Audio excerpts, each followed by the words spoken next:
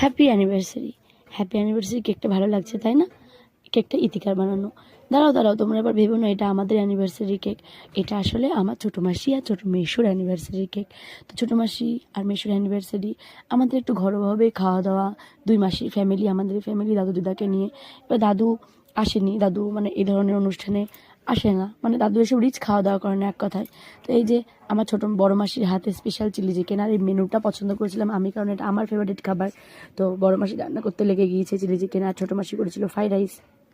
রান্নাবান্না কমপ্লিট। এবার যাদের অ্যানিভার্সারি তাদেরকে দিয়ে কেক কাটানো হলো, তারা একটু হালকা সাজুগুজু করে নিল, তাদেরকে বলা হলো হালকা সাজুগুজু করতে।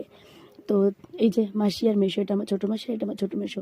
তো কেক কাটিং কমপ্লিট। এই যে আমার দিদা ওপরে ডাইনিং টেবিলে বসতে পারে না, চেয়ারে কষ্ট হয়, ওই জন্য দিদা নিচেই খেতে বসেছে। দিদা মাছ মানে মাংস টাংস খায় না, তাই দিদার জন্য মাছ আর ফ্রাইড রাইস হয়েছিল, আর এখানে আমরা খেতে বসে গিয়েছি। তারপর আমাদের খাওয়া দাওয়া হলে বড় মাসি, ছোটো মেশো, বড় মেশো সবাই খাওয়া দাওয়া, আর সবার খাওয়া দাওয়া কমপ্লিট হয়ে যায়। এবার আমি বাড়ি যাবো। তো টাটা। কেমন লাগলো আজকের মিনি ব্লগটা তোমরা জানিও। আবার দেখা হচ্ছে নেক্সট একটা ব্লগে।